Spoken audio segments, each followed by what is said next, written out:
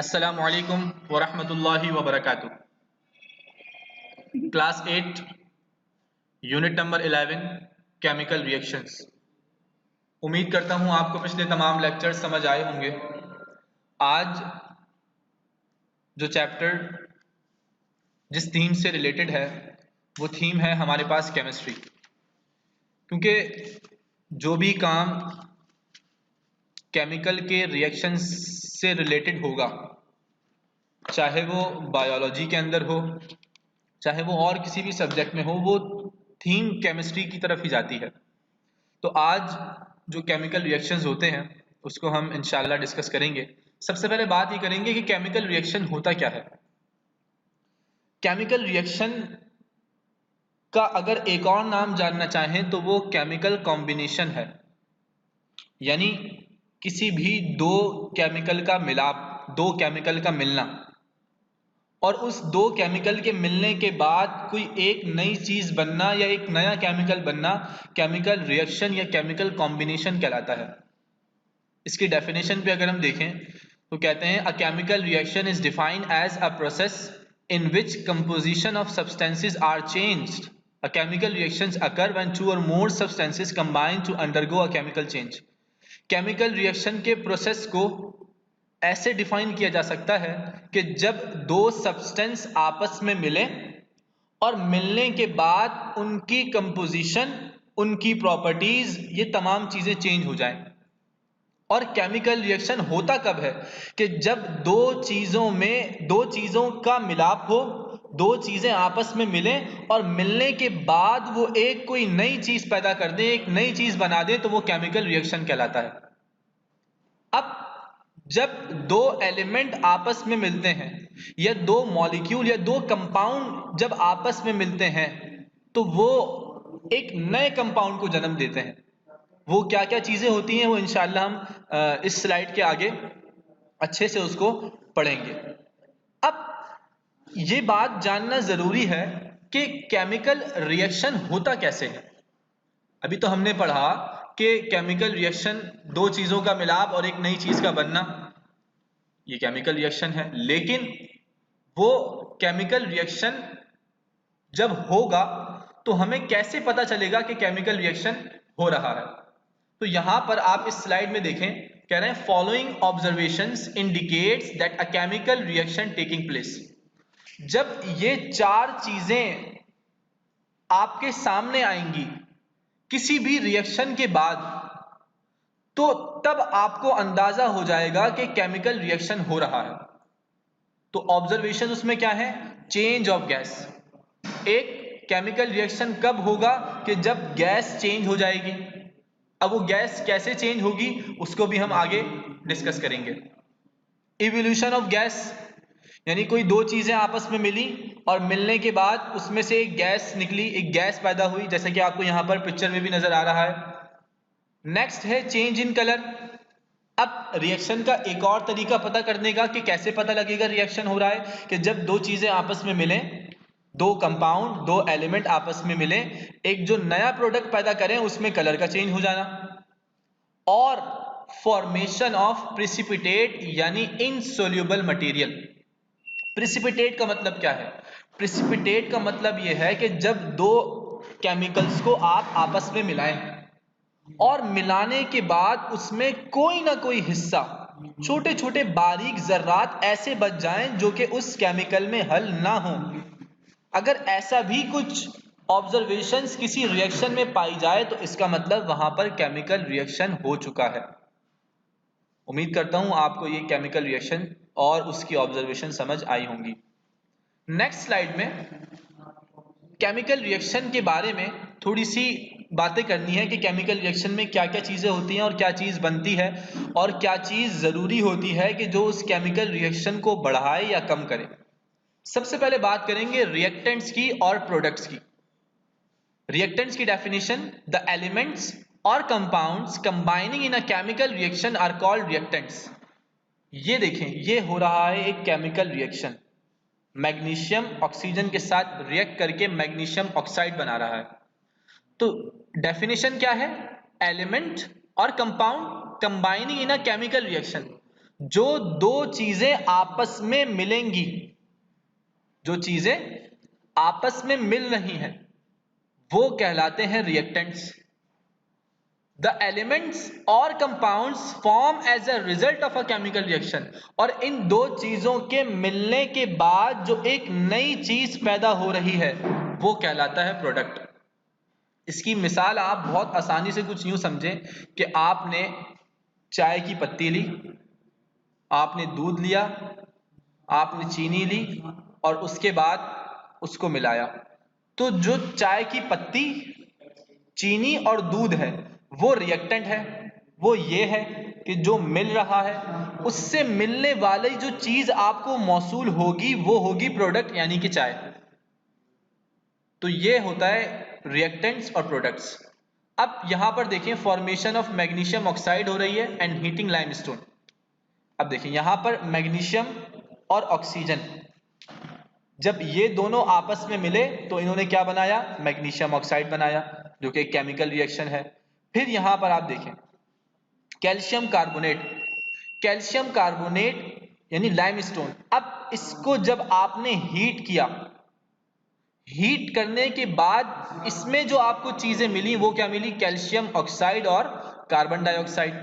अब यहां पर आप एक और चीज देखें कि यहां पर मौजूद है कैटलिस्ट। ये तो हो गया रिएक्टेंट, ये हो गया प्रोडक्ट, और ये जो बीच में चीज है ये है कैटलिस्ट। कैटलिस्ट का केमिकल रिएक्शन में काम क्या होता है इसको आप समझें। कैटलिस्ट एक तौर पर बूस्टर है किसी भी केमिकल रिएक्शन का।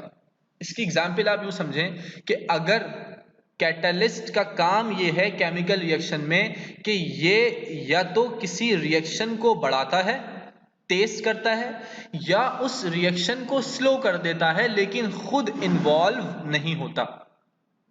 केमिकल रिएक्शन को या तो बढ़ा देगा या तो कम कर देगा, लेकिन खुद इन्वॉल्व नहीं होगा। इसकी आसान सी एग्जाम्पल वही आप एक चाय से समझें कि हीट यहां पर क्या है, कैटलिस्ट। अब जब आपने दूध लिया, पत्ती ली और चीनी ली, जब उसको आपने आपस में मिलाया तो मिलाने के बाद उसको आपने क्या देते हैं, हीट देते हैं, चूल्हा जलाते हैं। अगर आप हीट को बढ़ाते हैं तो चाय जल्दी पकेगी, इसका मतलब रिएक्शन क्या हो रहा है, तेज हो रहा है। अगर आप उसी चूल्हे की हीट को कम कर देते हैं तो चाय देर से बनेगी। क्या हीट चाय के अंदर इन्वॉल्व होती है? बज़ाहिर तो होती है, लेकिन आप उसको इनटेक नहीं करते। तो कैटलिस्ट का काम क्या होता है कि केमिकल रिएक्शन को या तो तेज करता है या स्लो कर देता है, लेकिन खुद इन्वॉल्व नहीं होता। अब केमिकल रिएक्शंस की एप्लीकेशंस क्या क्या हैं, यानी क्या क्या इसके इस्तेमालात हैं आपके एनवायरनमेंट में, आपकी रोजमर्रा जिंदगी में। तो इसको सबसे पहले पढ़ते हैं। कह रहे हैं a chemical reactions occur all the time in our environment. और ये हकीकत बात है, केमिकल रिएक्शन हर वक्त आपके माहौल में हो रहे होते हैं। बल्कि आपके माहौल तो बहुत दूर की बात है, आपके अंदर भी केमिकल रिएक्शंस हो रहे होते हैं। सबसे पहले यहां देखें, animals eat food and digest it. जब कोई ग़िज़ा खाई जाती है, चाहे वो एनिमल खाए चाहे वो इंसान खाए, जब वो ग़िज़ा को खाता है तो उसकी डाइजेशन के लिए जो प्रोसेस होता है उसमें भी केमिकल रिएक्शन हो रहा होता है। We burn gas for cooking our meals. अब जब हमने चूल्हे को जलाया खाना पकाने के लिए, तो जब आपने चूल्हे को जलाया तो उसमें भी केमिकल रिएक्शंस पाया जाता है। मिल्क इनटू योगर्ट, जब दूध से दही बनाया जाता है तो उसके अंदर भी केमिकल रिएक्शन टेक प्लेस करता है। Use in industries to prepare different chemicals. और केमिकल रिएक्शन तो सबसे आम, अगर आप के समझ में भी आए और आप जानते भी हों कि इंडस्ट्रीज के अंदर मजीद डिफरेंट केमिकल्स को बनाने के लिए केमिकल रिएक्शन का इस्तेमाल किया जाता है। क्योंकि जब भी दो कंपाउंड आपस में अलग अलग मिलेंगे तो वो जाहिर है कि कोई ना कोई नया कंपाउंड बनाते हैं। तो ये थे इसकी एप्लीकेशंस, इसके यूजेस, कि किस तरह केमिकल रिएक्शन आपके एनवायरनमेंट में, आपकी जिंदगी में आपके लिए हेल्पफुल होता है। Next topic, chemical equations. Chemical equations क्या है? बात दरअसल ये है कि अगर हम केमिकल इक्वेशंस को लिखते या केमिकल रिएक्शंस को लिखते तो हमें पूरा लिखना पड़ता। कैसे कि यहाँ पर मौजूद है Na2CO3 सोडियम कार्बोनेट और यहाँ पर है हाइड्रोक्लोरिक एसिड। तो अगर हम इसको पूरा लिखना चाहते तो हम लिखते कि सोडियम कार्बोनेट फिर हाइड्रोक्लोरिक एसिड से वो रिएक्ट करा जो कि एक्वस में था, फिर उसने सोडियम क्लोराइड बनाया, फिर वाटर बनाया, फिर कार्बन डाइऑक्साइड बनाया। तो यूं केमिकल इक्वेशंस या केमिकल रिएक्शंस लंबा होता, बड़ा होता। फिर साइंटिस्ट ने इसका एक मेथड दिया, इसको एक नाम दिया कि कैसे इसको छोटा कर लिखा जा सकता है। तो केमिकल इक्वेशंस क्या होती हैं? A method to write chemical changes in an abbreviated form known as chemical equation. यानी किसी भी बड़े केमिकल चेंजेस को मुख्तसर करके लिखना, वो कहलाता है chemical equations. The following points, अब उस केमिकल इक्वेशंस को लिखने के लिए क्या क्या बातें जरूरी हैं, क्या क्या चीजें आपको आनी चाहिए, तब आप एक अच्छी केमिकल इक्वेशंस और एक ऑथेंटिक केमिकल इक्वेशन लिख सकते हैं। उसके चंद पॉइंट्स हैं, आइए इसको पढ़ते हैं। कहते हैं a chemical equation must be written according to the law of conservation of mass. कि जब भी केमिकल इक्वेशन को लिखा जाएगा तो उसको लॉ, कंजर्वेशन ऑफ मास का जो लॉ है उसके मुताबिक लिखा जाएगा। कंजर्वेशन ऑफ मास का जो लॉ है वो ये कहता है कि ना तो मास बढ़ता है ना कम होता है कि जब केमिकल रिएक्शन हो रहा हो। इसको हम आगे लॉ ऑफ कंजर्वेशन ऑफ मास को डिटेल से पढ़ेंगे। फिलहाल आप ये समझें कि लॉ ऑफ कंजर्वेशन ऑफ मास का मतलब ये है कि ना तो रिएक्शन के दरमियान कोई चीज हद से बढ़ सकती है और ना कम हो सकती है। जो चीज जितनी मिल रही है, जैसे यहाँ पर सोडियम कार्बोनेट हाइड्रोक्लोरिक एसिड से मिल रहा है, तो जो चीज जितनी मिल रही है वो उतनी ही मिकदार में प्रोडक्ट में पाई जाएगी। ये है law of conservation of mass. Next point, the formula of compounds and symbols of elements involve in the reaction must be written correctly. और जो फॉर्मूला किसी भी कंपाउंड का या किसी भी एलिमेंट का सिंबल अगर आप लिख रहे हैं तो वो फॉर्मूला और सिंबल बिल्कुल करेक्ट होना चाहिए। ऐसा नहीं है कि अगर आप सोडियम कार्बोनेट लिख रहे हैं तो उसका फॉर्मूला आप कुछ और ही लिख दें, अगर आप हाइड्रोजन लिख रहे हैं तो उसका एलिमेंट के सिंबल के बजाय आप He लिख दें। तो ऐसा नहीं हो। जो फॉर्मूला है, असल फॉर्मूला है, ऑथेंटिक फॉर्मूला है, वही आपने रिएक्शन में यूज करना है।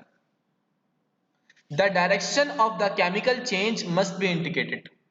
और इसकी डायरेक्शन को भी इंडिकेट करना जरूरी है। डायरेक्शन से मुराद कुछ रिएक्शंस होते हैं जो कि रिवर्सिबल भी होते हैं, तो उसकी डायरेक्शन को आपने इंडिकेट करना लाजमी है कि क्या वापस इससे कोई चीज दोबारा हासिल तो नहीं हो सकती, कि अगर ये दोनों चीजें मिल रही हैं तो सिर्फ यही मिल रही हैं, क्या ये वापस इसी फॉर्म में नहीं जा सकता। तो ये तमाम चीजें भी आपने इसको फॉलो करना होगा। क्योंकि अभी छोटी क्लासेस हैं तो अभी रिवर्सिबल रिएक्शंस तो हम नहीं पढ़ेंगे, लेकिन आने वाले वक्तों में क्लास 9, 10th में, फर्स्ट ईयर सेकंड ईयर में जब आप इन चीज़ों को फॉलो करेंगे तो आपके जहन में ये बात होनी चाहिए कि रिवर्सिबल रिएक्शन भी होते हैं। यानी अगर इन सोडियम कार्बोनेट और हाइड्रोक्लोरिक एसिड से ये चीज़ें बन रही हैं तो क्या दोबारा इन चीज़ों से इनको बनाया जा सकता है, तो ये कहलाते हैं reversible reaction. Normal physical state of reactants and products should also be indicated। Physical state reactant की और प्रोडक्ट की भी बताना जरूरी है। फिजिकल स्टेट से मुराद क्या है कि अगर ये सोडियम कार्बोनेट सॉलिड है तो यहां पर आपको लिखना पड़ेगा S कि वो सॉलिड में मौजूद है। अगर हाइड्रोक्लोरिक एसिड लिक्विड में है तो यहां पर आपको AQ यानी एक्वस लिखना पड़ेगा कि ये आपके पास लिक्विड फॉर्म में मौजूद है। फिर ऐसे ही हाइड्रोजन सल्फेट अगर यहाँ पर गैस में मौजूद है तो आपको लिखना पड़ेगा कि यहाँ पर ये गैस स्टेट में है, क्योंकि फिजिकल स्टेट क्या होती है? जाहिरी स्टेट, जो चीज़ सामने नजर आ रही है। ऐसे ही यहाँ पर सल्फेट अगर गैस में मौजूद है तो आपको यहाँ पर लिखना पड़ेगा कि ये गैस स्टेट में मौजूद है।